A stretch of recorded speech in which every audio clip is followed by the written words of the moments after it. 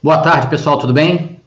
Sexta-feira é dia de Sofos, um jeito inteligente de ver o mundo, de assistir a TV, de ver notícias. E hoje nós temos um convidado especial, um convidado muito carinhoso, muito amigo, que atende sempre às nossas solicitações, nosso caríssimo deputado Márcio Alberto. Tudo bem, Márcio? Boa tarde, tudo bem? Tudo bem, professor Robson? Boa tarde. Uma honra ter você aqui, viu? Para nós do Rio, você é uma referência e queremos que seja sempre assim. A honra é toda minha. Muito obrigado pelo convite. Bom, pessoal, Márcio, hoje o tema é um tema bastante delicado. Eu preparei aqui uma bela introdução a vocês. Vocês vão ficar um pouco chocados com o que eu descobri. Eu já sei há algum tempo, mas hoje eu busquei informações novas. O tema de hoje é pandemia e grande reset, grande recomeço, vamos chamar assim, grande retomada, grande reprogramação. Isso tem tudo a ver com você, Márcio, porque uma hora vai chegar na segurança pública e aí você tem muito para falar do Jacarezinho e das atitudes que os governos estaduais e do Rio também têm tomado no Estado. Mas veja que esse é um movimento mundial, um movimento organizado, orquestrado. E eu quero mostrar para vocês hoje, eu peço um pouquinho de paciência a vocês, porque são muitas informações que eu quero mostrar para vocês, tá? Então, primeiro essa primeira. Eu quero mostrar para vocês hoje, peço um pouquinho de desculpem, tá? Duplicou aqui. Bom, pandemia e grande reset, tá vendo aí, né? Então, o primeiro ponto é: o que é grande reset? Né?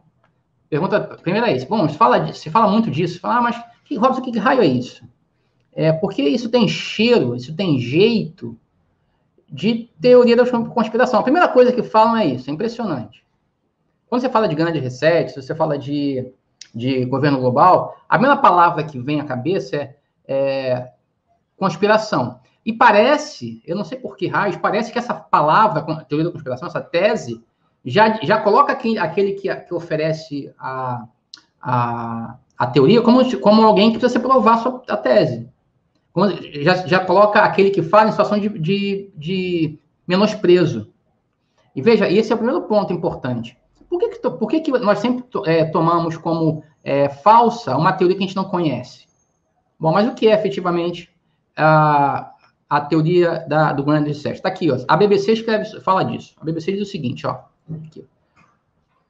Teoria do grande reset é uma teoria que afirma que há um grupo de personalidades, um grupo de pessoas de influência no mundo que querem retomar ou renovar um modo de relacionamento social e econômico no mundo.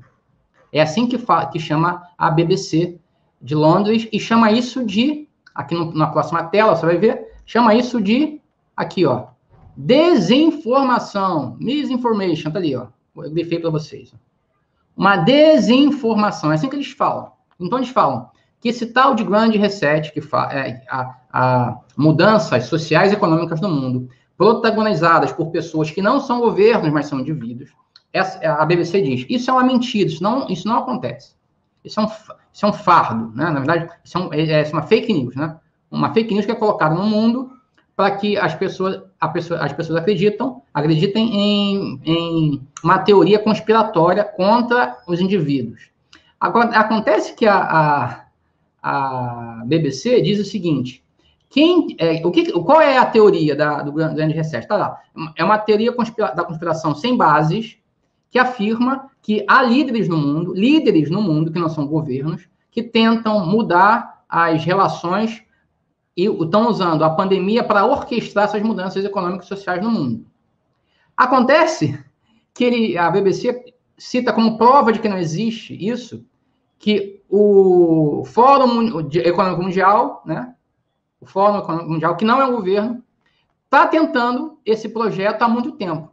Eles usam como prova de que não existem líderes não governamentais que querem substituir as nações, uma atitude, um movimento do Fórum Econômico Mundial, que não é um governo, que não foi produzido por nações. Veja, mas será efetivamente que a BBC tem razão? Será que a teoria do grande reset, da grande mudança, vamos chamar, da grande reprogramação, de fato é uma teoria conspiratória? Olha que curioso, pessoal. Eu acho que a Amazon não concorda com a BBC. Olha o que a Amazon produziu. Existe um livro chamado Covid-19, o Grande Reset, vendendo na Amazon. Mas aí você vai pensar, mas Robson, é claro que a Amazon está vendendo. A Amazon vende qualquer um pode abrir uma loja na Amazon e vender. Certamente, não há nenhuma dúvida que esse livro, Covid-19, o grande reset, o grande renovação, o grande recomeço, foi produzido por um bolsonarista americano. É óbvio. Porque só pode ser coisa de maluco. Aí você vai lá e olha, aí fala, pô, bolsonarista, quem é esse tal de Klaus Schwab? Klaus Schwab. Eu nunca vi ele aqui no PSL. Você conhece ele, Márcio? Você viu esse Klaus Schwab no PSL? Não, né? Não, nunca. Aí você, poxa, a internet está aí, né? Você vai dar uma gugada no Klaus Schwab. Quem é Klaus Schwab? Quem é o bolsonarista Klaus Schwab que produziu um livro vendido na Amazon? Você pode entrar aí e chama o Covid-19 de o grande reset, o grande renovação. Aí você vai ver o Klaus Martin Schwab. Não é do PSL, não. Ele é o presidente do Fórum Econômico Mundial. Para aí, calma aí. Até então, o grande reset era uma farsa, um fake news. Era uma mentira. Quer dizer, eram pessoas que estavam divulgando uma notícia falsa, uma teoria conspiratória para tirar o foco das políticas nacionais. Na verdade, estavam querendo transformar o grande reset numa nova teoria da conspiração. Aí, quando você vai ver o nome dos caras que escrevem o tal do livro, que é vendido na Amazon, o nome do cara é o presidente do Fórum Econômico Mundial. Klaus Martin Schwab. Também tem alguma coisa errada. O grande reset é a tentativa, parece, isso diz o próprio livro, tá? Eu não botei para vocês, mas tá aqui, ó. O próprio livro diz aqui embaixo, ó, no comentário da Amazon, lá. Covid-19, o grande reset é um guia para qualquer um que quer entender como o Covid rompe o sistema econômico social. Isso está escrito no livro. No livro. Conspiratório. Covid-19, grande reset. Bom, é isso que fala o grande reset, a teoria. A teoria diz que um grupo de líderes não governamentais pretendem transformar as nações individuais, os estados nacionais, em estados meramente formais, onde quem domina no fundo não são os estados nacionais, mas são essas organizações. E quem escreveu esse livro? Klaus Martin Schwab, esse senhor aqui, deve ser um doce de pessoa, deve ser um alemão, muito educado, como são os alemães, nós sabemos. E em que empresa ele trabalha? Ele trabalha no Fórum Econômico Mundial. Está aqui. Ó. Nem falei, né? Mas esse senhor aqui, ele esteve no Brasil, esteve aqui na Petrobras, numa palestra em 2010, ó, 2020, ano passado. Sobre qual tema? O grande reset. Está aqui, ó. A necessidade de um grande reset. Está aqui. Na Petrobras ele falou isso. Esse velhinho doce aqui, que fala uma doutrina conspiratória, né, que não existe o grande reset. A tentativa de pessoas, indivíduos, transformarem as nações, os estados nacionais, em meros fantoches na mão dessas pessoas. Bom, ele trabalha onde? No Fórum Econômico Mundial. O Márcio, tá aí? Tá. Você votou, Márcio, para presidente do Fórum Econômico Mundial? Seu voto? Você votou, não? Não. Você conhece alguém que votou para presidente do Fórum Econômico Mundial? Você viu a chapa? Eu fico pensando, se eu não votei no cara, se o Márcio não votou em cara, se a minha esposa não votou, minha esposa não vai fazer isso comigo, não vai votar, não vai me dizer que ela vai votar. Por que o Fórum Econômico Mundial está querendo mandar no meu país? Ora, isso é justamente o que é o grande reset. É justamente o grande recomeço. Quer dizer, tornar as nações menos importantes do que essas ONGs. O Fórum Econômico Mundial é só um, tem várias. OMS, que quer que a gente use máscara indefinidamente. ONU, por que não, dona ONU? Eu não votei para presidente da ONU, nem para secretário da ONU eu votei. E a ONU quer se meter nas políticas das nações. Mas aí a pergunta que vem a seguir é assim, Robson, mas vem cá, isso não tem nada a ver com a minha vida. Esse velhinho alemão e seus sorrisos fofinhos estão lá na Suíça, Suécia, onde é isso. O que isso tem a ver com a minha vida? Como o grande reset pode influenciar a minha vida, minha família, minha escola? Então, estamos chegando perto do Márcio. Márcio é nosso deputado estadual, além disso, estamos no Rio de Janeiro. O que tem a ver Davos com Rio de Janeiro? Você vai ver. Você vai já você vai perceber. Acontece que a pandemia tem sido oportunidade para os políticos do mundo, não só do Brasil, avançarem em pautas públicas, pautas políticas, pautas econômicas, pautas de comportamento, com a desculpa de que estão sendo empurrados a isso pela pandemia. Veja, para julho, daqui a 30 dias, está marcada a inauguração de um passaporte sanitário para a Europa. Já está marcado. Já tem países cadastrados. A Polônia está cadastrada, a Dinamarca está cadastrada, a Noruega está cadastrada. De tal forma que vão controlar a passagem dos indivíduos pelos países por meio desse passaporte sanitário. Isso já está, basta você dar uma googada aí, você vai achar isso em diversos meios de comunicação. Aliás, os livros vocês vejam no Terça Livre, tá? Porque é mais seguro. Mas, de qualquer forma, vocês são adultos, vocês se virem aí. Mas isso é muito longe, você está na Europa. Pois bem, filho, olha só. Olha o que acontece agora na nossa Câmara dos Deputados.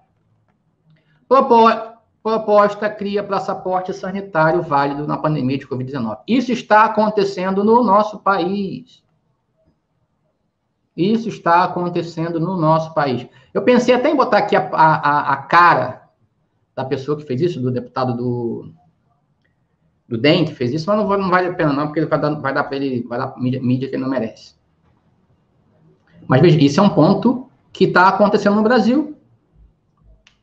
Em nome dessas mudanças sociais e econômicas proporcionadas pelo Covid, indivíduos no mundo inteiro estão mudando as suas legislações, países estão submetendo-se às normas da OMS, do Fórum Econômico Mundial, da ONU, para adequar-se a ameaças e orientações de órgãos que nós não votamos, que nós não nos sentimos representados, para atacar a mim e a você. Olha o que saiu no Terça Livre essa semana. Foi ontem, se não me engano. Eu estava assistindo quando o Max, acho que foi o Max que falou isso, o âncora lá. G7 já fecha acordo para a criação de imposto global.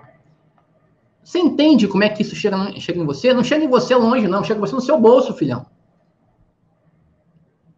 Robson, mas o G7 são nações. Sim, são nações. Mas por que o G7 quer mandar nos outros 200 países do mundo? Quem são eles? Que eles queiram um imposto para eles, beleza. Então, que a Inglaterra, que os Estados Unidos, que a França, que a Espanha façam lá impostos a eles. Mas por que tem que impor ao resto do mundo? Que tara é essa de querer mandar no resto do mundo? Isso, veja, isso foi um acordo, foi noticiado, se eu não me engano, foi ontem ou anteontem pelo Max, no Jornal da Manhã. E só mais uma informação para dar para você. Veja, quando essas pessoas pensam, quando esses indivíduos pensam em transformar as relações, estão pensando, sim, em como chegar você aqui no Rio de Janeiro. Você que está no Macapá, você que está no Amazonas, você que está em Manaus, você que está no Ceará, você que está no Peru, em Lima. Porque, no fundo, não se trata de bem humano, trata-se de controle, governo e poder. É isso. Mas não para por aí, não. Tem mais, tá? Aqui, essa notícia que eu queria mostrar para vocês, porque eu acho importante que vocês entendam. Se você não mudar a sua fonte de informação, você vai ficar refém das mais notícias. Está aqui, ó, o link no Terça Livre, ó, com as pessoas, ó, a foto da Reuters, a Bruna Lima foi a repórter que fez o release aqui. Está aqui, ó. Alemanha, Canadá, Estados Unidos, França, Itália, Japão e o Reino Unido aceitam esse imposto, vamos chamar assim, esse imposto global, né, essa taxa global. Ora, o que é esse agente deles, então? O que o Suriname tem a ver com isso? O que Madagascar tem a ver com isso? Sei lá, Coreia do Norte tem a ver, Coreia do Sul tem a ver com isso? Não tem nada a ver com isso. Então, eles que se virem lá para aumentar os impostos neles, não no resto do mundo. Mas essa é uma consequência da ingerência de grupos sobre estados nacionais. É disso que se trata. Tá? Tem mais uma notícia, ó. E aí eu vou chegando no Márcio já. Márcio vai lembrar dessa notícia. STF proíbe ações policiais no Rio. Tá aí, ó. Essa notícia é quando o Fachin manteve suspensas as operações. E, até onde eu sei, estão mantidas, né? Pois é. A pandemia é relativamente responsável para que porque as comunidades estão largadas à mão do tráfico e da violência há um ano e meio. Porque, ao fazer isso, o STF impede que um direito de todo ser humano, o direito de ter segurança, o direito de viver num lugar tranquilo, o direito de ter seus bens protegidos, esse direito foi negado pelo STF em nome da pandemia. Veja, em nome de um evento da pandemia, que é o nosso tema, mudanças sociais, econômicas e jurídicas são vilipendiadas com a chancela da... É bom para você. Você não sabe ainda, mas é bom para você. Márcio, e já chegamos aonde eu queria com você, né? Se fala aí muito da chacina, da ação, da operação da polícia no Jacarezinho. Já se fala muito da falta de intervenção dos policiais nas comunidades. O que eu conheço, eu sou de lá, eu conheço pessoas que gostariam muito que os policiais estivessem lá para protegê-las de assaltos e violência. Isso parece que não faz nenhum tipo de cosquinha, não chama atenção dos entes públicos, porque não interessa a eles que as comunidades sejam defendidas. No fundo é isso, né? Estão protegendo outras pessoas da comunidade. Bom, o que você pode falar para nós sobre isso? Como é que está essa luta na Câmara aí aqui do Rio de Janeiro? Professor Robson, toda essa balbúrdia está interligada. Uhum. De alguma maneira, todo esse caos que foi propositalmente gerado, ele interessa para alguém e algumas pessoas irão se beneficiar dele em todas as áreas. E antes de adentrar diretamente no assunto do Jacarezinho, se o senhor me permite tecer alguns comentários sobre esse grande recomeço, nós precisamos dizer que seria um grande, e é de fato, um grande recomeço para a humanidade. Teríamos, então, uma nova configuração da família, uma nova configuração da política, da economia, uma nova configuração no mundo jurídico, jornalístico, televisivo, teatral, cinematográfico e por aí vai. É uma nova configuração para toda a sociedade. E aí, duas perguntas se fazem necessárias, né? A primeira, quem são os grandes entusiastas desse recomeço? Nós precisamos estudar quem são eles, o que fazem, o que pretendem, e aí o senhor já chamou a atenção para um dos grandes mentores disso. Né? Então, quem são os grandes entusiastas desse recomeço? E sobre quais bases se dará isso? Porque não será mais sobre as bases cristãs. Então, isso precisa ficar muito claro para quem nos ouve Eles querem mais uma tentativa de destruição das bases cristãs da nossa civilização ocidental. Eu acho que se a pessoa compreender isso, ela vai levar esse assunto muito a sério, porque também é mais uma tentativa de controle populacional através daquela velha conhecida reengenharia social.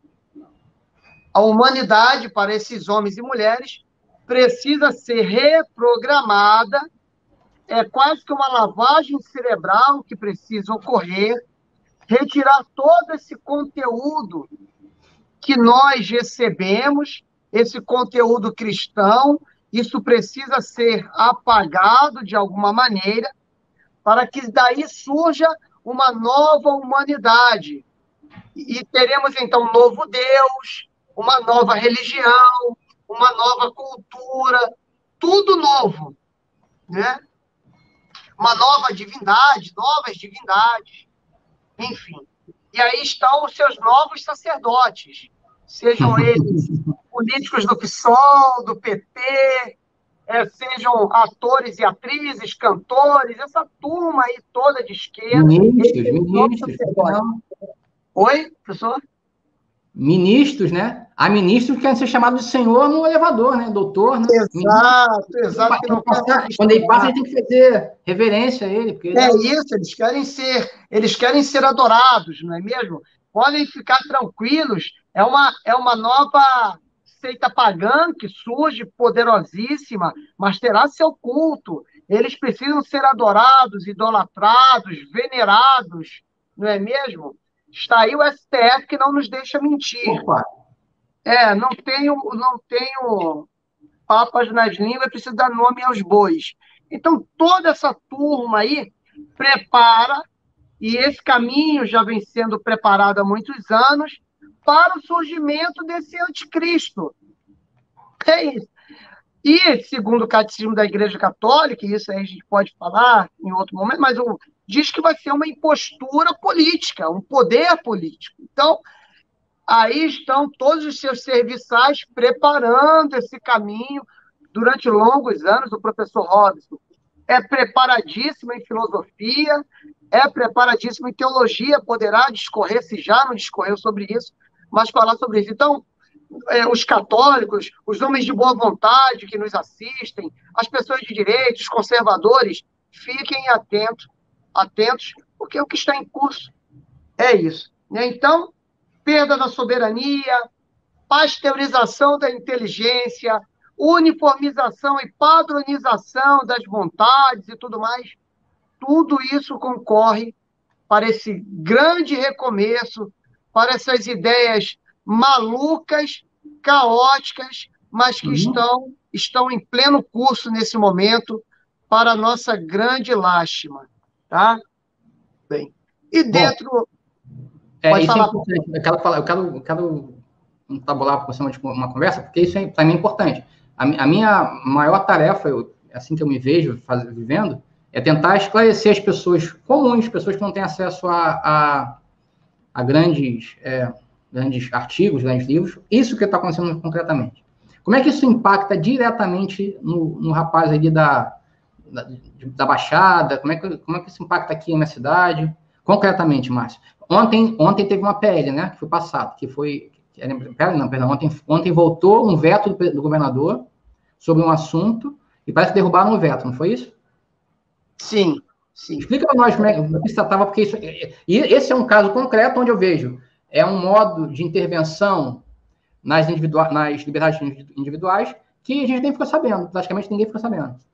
Exatamente, e aí a pandemia foi usada, como o senhor já fez a belíssima introdução, a pandemia está sendo usada para que essa agenda possa avançar na sociedade.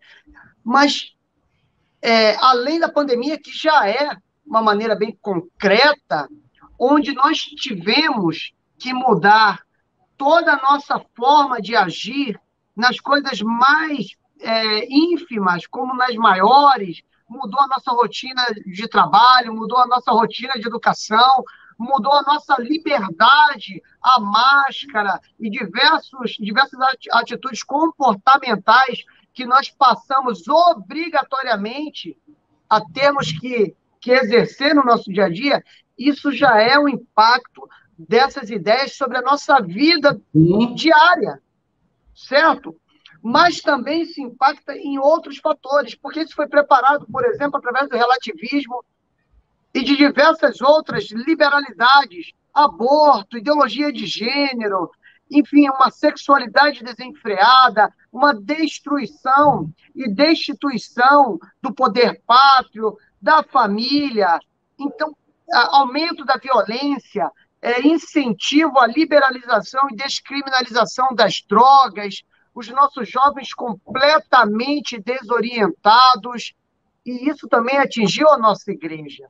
Atingiu outras igrejas também, não somente a Igreja Católica, mas também as igrejas protestantes, enfim, é uma confusão generalizada. E isso atinge também o mundo político. O mundo político tem colaborado, infelizmente, também para o avanço desses contravalores, não é mesmo? Então, na Alerj, nós tivemos uma lei para tentar cercear mais ainda a nossa liberdade. Então, um deputado fez uma lei para punir quem estivesse se reunindo, quem estivesse em festas, quem estivesse em aglomerações. O problema é quem vai ficar responsável por dizer o que é uma coisa ou outra. Né? Então, nós teremos uma grande mente coletiva ou unitária, um grande cérebro, mais um iluminado, que vai ficar responsável por fazer esse controle. Mas, meus irmãos, pode falar, professor. É que eles estão querendo, Márcio, requentar uma tese que funcionou em Cuba. Não sei se você sabe disso. Em Cuba, há pessoas nos bairros que aqui, em Niterói, lá no morro onde eu nasci, chamava de X9. Ele era responsável por dedurar para o governo quem é que estava agindo contra as ações do governo. E essa pessoa, óbvio, ficava de bem com o governo, mas aquele seu colega era chacinado, ia para o muro. Então, na verdade, o que esse senhor aí, eu nem sabia desse projeto de lei, o que ele estava tentando fazer era requentar uma prática que em Cuba deu muito certo, viu? Muito certo. É fazer com que o vizinho tivesse no outro vizinho seu inimigo. Então, eles ficavam vigiando e dedurando uns aos outros para ficar bem com o governo, ter benefícios, manteiga, água potável, enquanto o outro, que era o antidemocrático, o que estava defendendo o seu próprio direito, ia para o paredão morrer. Então, eu não sei como é que acabou essa pele, tomara que não tenha passado, porque isso é colocar mais uma divisão nas pessoas. Um dia eu vou falar sobre isso, eu quero que você esteja aqui, se você puder. Sim, toda tentativa da política nacional é dividir o país. Na minha infância, Márcio, talvez na sua não, você é muito jovem, mas na minha infância, eu me orgulhava, porque o Brasil era uma nação. Eu lembro, o hino, como é que é?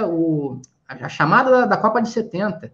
Todos juntos, vamos para frente, Brasil, do meu coração.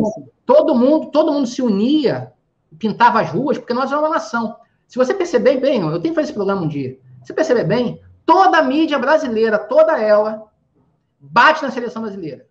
Toda ela. Por quê? Porque ela diz que o estadual é mais importante que a seleção. Porque aí divide o país. E aí outra prova, pretos e brancos. O Brasil não é uma nação de preto e branco. O Brasil tem cores, tem mameluco, tem caboclo, tem o raio que o parta. Mas querem dividir o Brasil em preto e branco. Homem e mulher, hétero e homo. Tudo isso é para dividir.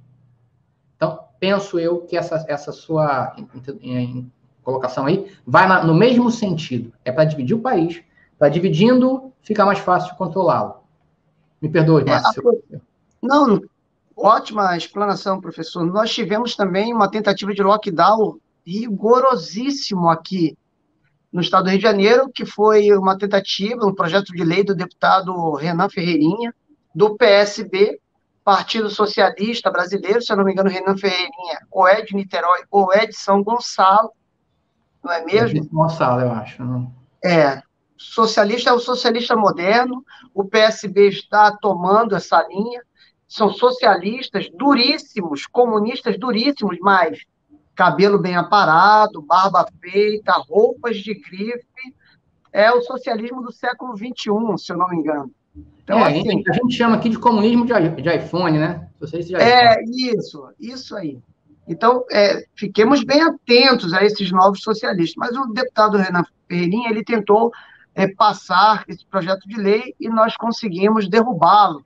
Mas a todo instante, professor Robson, e agora nós vamos fazer essa parceria, eu vou passar para o senhor, em primeira mão, todos esses projetos de lei, vocês verão o quão nefastos são, porque a vida de um deputado estadual não é somente, essa talvez seja menor hoje em dia, fazer leis. Fazer leis, porque nós já temos muitas leis. Talvez hoje a principal missão, pelo menos de um deputado estadual, e na minha concepção, seja, primeiro, fiscalizar o que tem feito o Poder Executivo, né? Fiscalizar para que as leis que já existem sejam cumpridas e barrar o avanço de projetos de lei extremamente danosos para a sociedade. São trabalhos que não são vistos, mas que são fundamentais. Então, eu passo quase que 90% do meu mandato fazendo justamente isso, que às vezes não chega ao conhecimento das pessoas, por um motivo ou por outro, mas essa é uma das nossas missões, frear o avanço dessa agenda progressista, dessa agenda esquerdista na sociedade, para que ela não progrida mais do que já progrediu. E nós estamos vivendo tempos muito calamitosos, seja por meio desse grande recomeço que tem sido pregado, mas veja, esse grande recomeço ele já está presente de forma rasteira e astuta por meio do aborto, né? O aborto é esse grande recomeço já sendo praticado, está dentro da prática do homossexualismo, é esse grande recomeço já sendo praticado pela propaganda absurda que é feita para que os casais se divorciem, já é esse grande recomeço. Então, assim, nós precisamos estar cada vez mais atentos. E quando nós vemos o que aconteceu, por exemplo, no Jacarezinho, a imagem da polícia sendo tão denegrida, né, sendo chamado de chacina, é claro, a favela do Jacarezinho, ali ela é composta por moradores de bem, trabalhadores, na sua imensa maioria, na maioria esmagadora.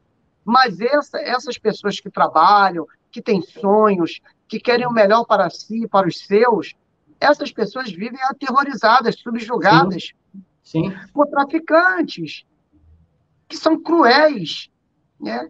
Então, violentos. Não tem, né? Nós não temos, para que vocês tenham uma ideia, a polícia, no início da operação do Jacarezinho, ela, para atravessar um beco, levou 1h30.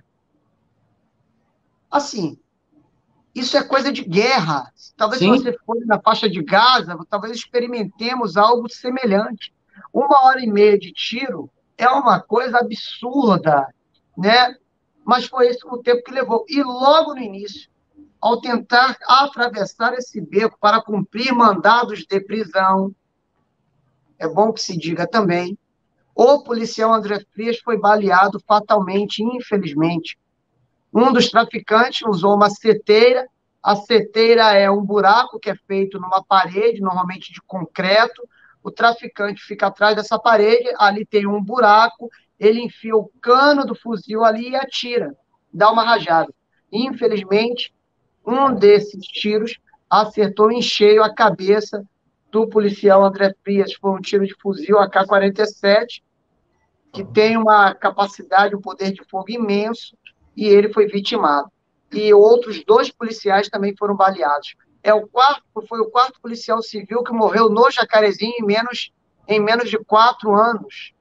Então, é uma favela onde os criminosos eles possuem a fama de enfrentarem a polícia. E por enfrentarem a polícia, eles são requisitados por outras comunidades da mesma facção, no caso, o Comando Vermelho. Então, eles têm essa fama.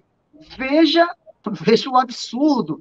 traficantes, por terem a fama de enfrentarem a polícia, de matar policiais, são requisitados pelo Complexo do Alemão, são requisitados pela favela pelo Morro da Mangueira, que é da mesma facção, também para a tomada de outros territórios. Veja o nível que nós nos encontramos. Sim. Então, não são trabalhadores que ali estavam, não eram cidadãos de bem, eram criminosos. Não, Márcio, isso só quem diz é quem nunca entrou numa comunidade. Quem já trabalhou como você trabalhou, pessoas como eu, que vim de uma favela aqui de Niterói, a gente sabe que a maioria absoluta é feita de gente honesta e trabalhadora, e tem esses caras que vão, de fato, eles aterrorizam as comunidades. Né? Quem morreu ali não foi ninguém trabalhando, não. Ninguém que trabalha está com uma arma, como você falou, nem conheço, essa na mão. Quem está trabalhando está com uma marmita, não está com uma metralhadora, não está com um fuzil. Exato. E você veja, professor Robson, ali nós temos, dentro daquela favela do Jacarezinho, nós temos a R10, nós temos... Estão me ouvindo? Sim, estou sim. Ah, tá. Então, nós temos a R10, a R15, M16, nós temos FAL, nós temos G3, nós temos AK-47, nós temos diversas pistolas, nós temos submetralhadoras e nós temos granadas. Veja o tamanho do poderio bélico dos traficantes que ali estão.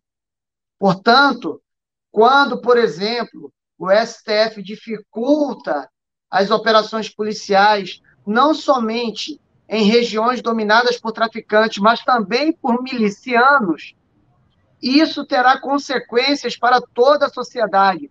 Claro. Por isso que as pessoas compreendem que todas essas ideias estão interligadas, que esse caos ele é generalizado e ele nos atinge em cheio e nós não podemos mais brincar, nós não podemos mais nos omitir diante disso, porque seja por meio da violência, seja por meio da corrupção que acontece, muitas vezes desviando os recursos que iriam para os hospitais, nós estamos sendo atingidos diretamente, porque isso tem um impacto. Aumento de desemprego, aumento da fome, aumento da pobreza, aumento das enfermidades que nos atingem. Nós vamos perdendo capacidade de compra, nós vamos perdendo nossos recursos, eles vão se esvaindo. Nós não podemos mais aceitar isso. Nós não podemos achar que isso é normal e naturalizar o que está acontecendo. Márcio, eu quero mostrar para vocês um texto. Você falou agora, o grande reset começou quando as pautas morais foram perdidas. Você disse sobre o aborto, homossexualidade, etc. Latrocínio e corrupção. Concordo com você. Mas qual é a base disso? Aí tem um texto aqui que eu quero compartilhar, não sei se você conhece, certamente você conhece. Leão 13, Immortale Dei.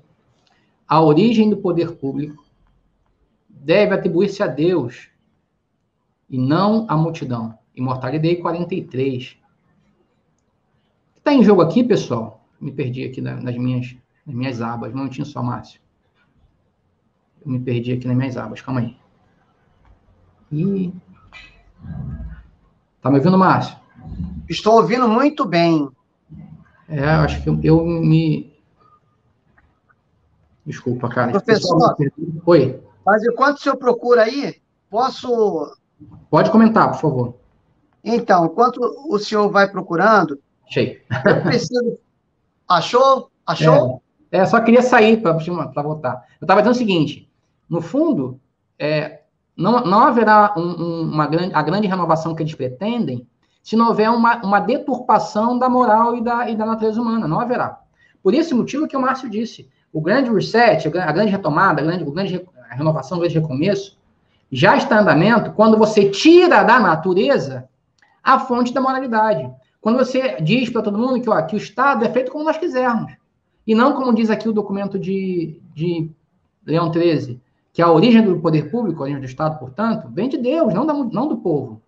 Todo poder democrático vem do povo, sim, mas o povo deve isso a Deus, não ao contrário. Não é naturalmente do povo que vem. Então, uma forma de nós barrarmos isso, e é importante dizer isso, viu, Márcio, para as pessoas, uma forma de a gente barrar essa mudança que está acontecendo, está em curso, no mundo inteiro, é retomar a ética e a moral como ela deve ser. É um jeito, não é um único jeito, mas é um jeito. Então, se trabalhamos nas câmaras municipais, estaduais e federais para embarrear isso, se trabalhamos no executivo para embarrear a intromissão dessas ONGs no Brasil, porque a OMS não tem nenhuma ingerência aqui, não deve ter, nem a ONU, aqui no país.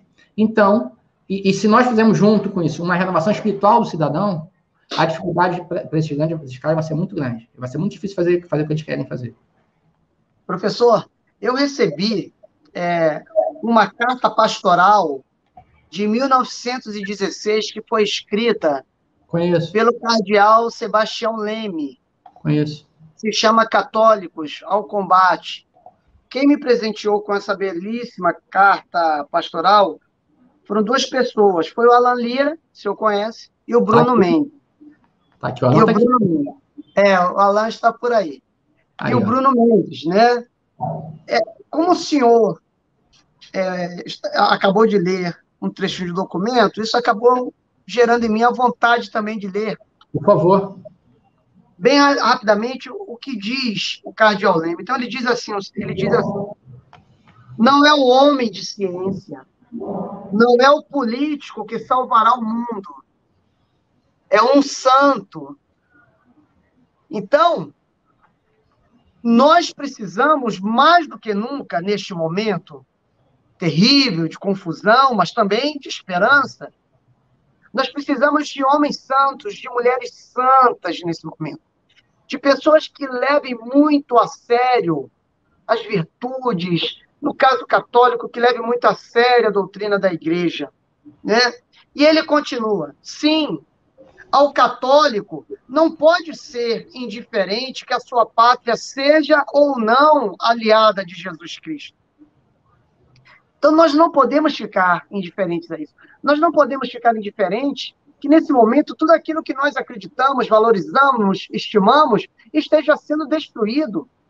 Nós não podemos nos omitir diante disso. Nós não podemos, de fato, como disse o cardeal Sebastião Leme, ficarmos indiferentes a isso. Por quê? Porque a nossa omissão custará caro. Nós batemos nós passamos muito perto de nos tornarmos uma nova Venezuela.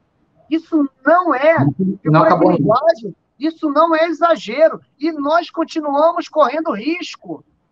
Professor, eu preciso dizer, Lula está aí rodando. Hoje está no Rio de Janeiro, se eu não me engano, esteve ontem. Ontem eu sei que ele estava almoçando, vai almoçar com o Eduardo Paes, sendo recebido como uma estrela política. Meu Deus, o que é isso, se não a perda completa dos nossos valores?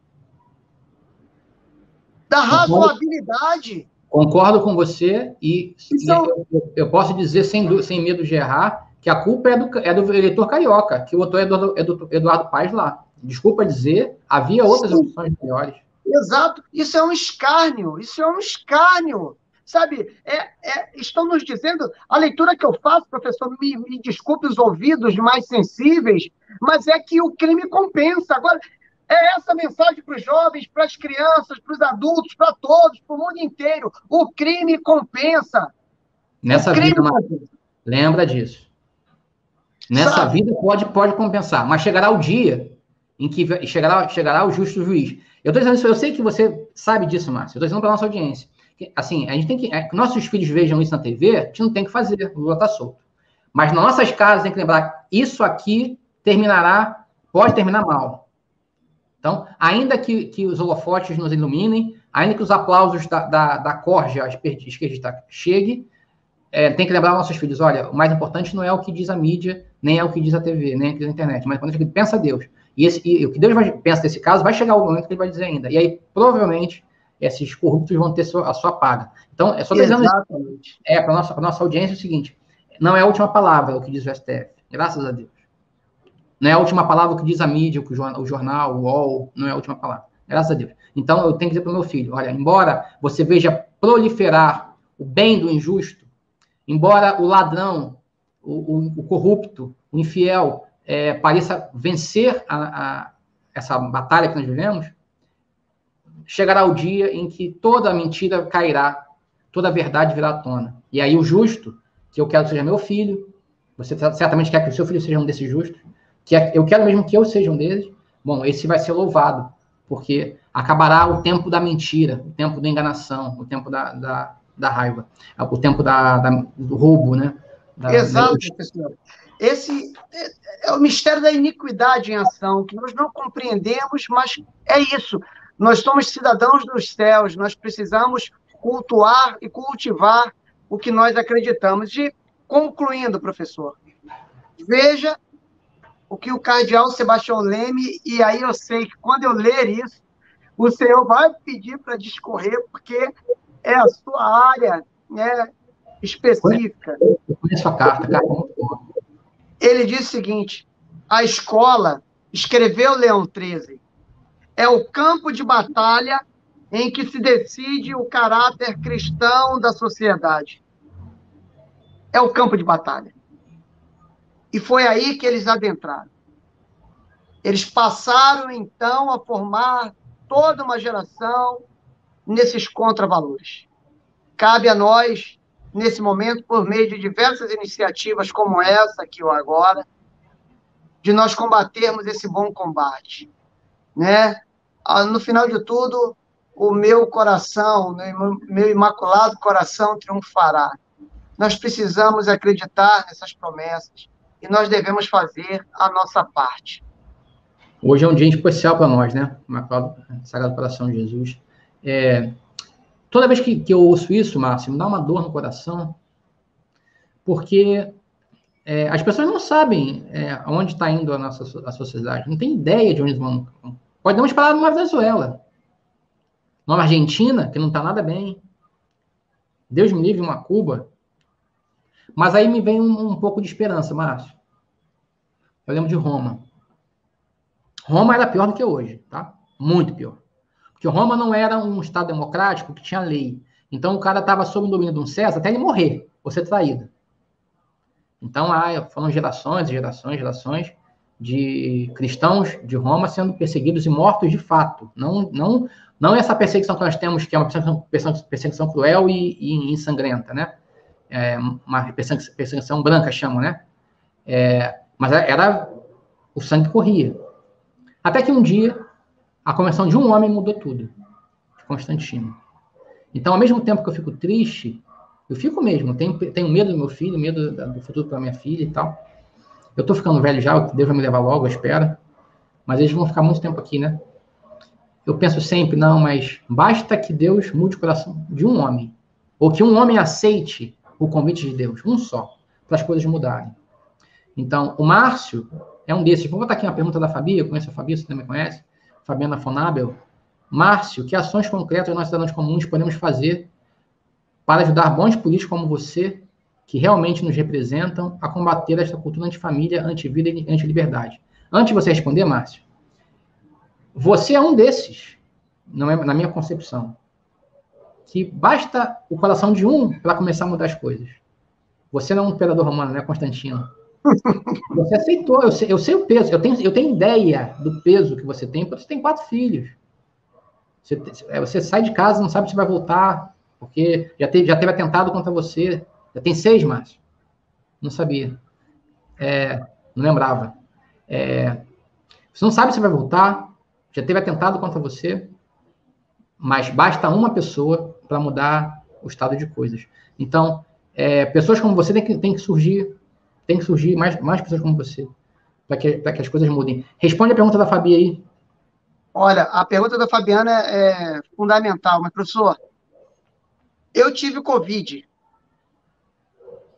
E eu só pensava uma coisa quando eu tive Covid. Viver essa vida só vale a pena se nós formos santos. Se nós lutarmos para sermos santos. Eu não quero que ninguém me olhe agora, nossa, como ele é o super católico, como ele é bonzinho. Não, eu sou cheio de defeitos, mas eu estou abrindo meu coração com vocês, eu estou partilhando mesmo. A reflexão que eu fazia naquele instante, no ano passado, era essa. Lendo a vida dos santos, só vale a pena, professor, viver essa vida se for para ser um homem santo, levar a sério a vida em Cristo, a doutrina da igreja, a vida sacramental. Bem, Fabiana, minha irmã, Nós precisamos nos unir mesmo. Se nós estivermos cada um isolado como uma ilha, nós não vamos sobreviver. Se nós não lutarmos contra as nossas misérias, soberbas, vaidades, que eu faço parte do grupo tal, que eu sou melhor do que você, etc., nós não vamos resistir. Então, nesse momento, nós precisamos levar a sério aquilo que os primeiros cristãos fizeram em Atos dos Apóstolos, que as pessoas olhavam e diziam, vejam como eles se amam, porque aquele amor, aquela unidade era verdadeira. É isso. Nós precisamos nos unir para rezar, para trocar ideias, para nos corrigirmos, para partilharmos a vida e para sairmos a evangelizar. Sabe? Professor, estou com um probleminha aqui que eu vou precisar contar. Eu estou no gabinete. Aqui na Alerj teve um problema. Os tetos desabaram do 6º andar para baixo. Houve uma inundação. Eles cortaram a energia elétrica. E aí, eu cheguei aqui há 30 minutos atrás, não pude carregar, porque eles desligaram as tomadas. A minha bateria arriou aqui. Mas eu vou até o fim. Quando cair, é por causa disso que houve, não estava no script, o que está acontecendo aqui na Alerj. Mas aí, Fabiana, então se cair é por causa disso, tá? Tá. Então, tá tudo aqui. Para o lado aqui do gabinete, vocês não estão vendo, mas o teto veio abaixo, está um caos. Mas, enfim. Então, Fabiana, nós precisamos fazer isso. Nós precisamos nos ajudar, nós precisamos nos socorrer. Eu estou falando algo novo? Não. Eu estou falando aquilo que, se você abrir o catecismo, vai estar lá. Se você ler a vida dos santos, estará lá. Gente, são as invencionistas, as grandes responsáveis pelas maiores heresias dentro da igreja. A gente não tem que inventar nada, a gente tem que pegar a doutrina que já existe e se esforçar para vivenciá-la, para praticá-la, gente. Então, Fabi, vamos divulgar a página,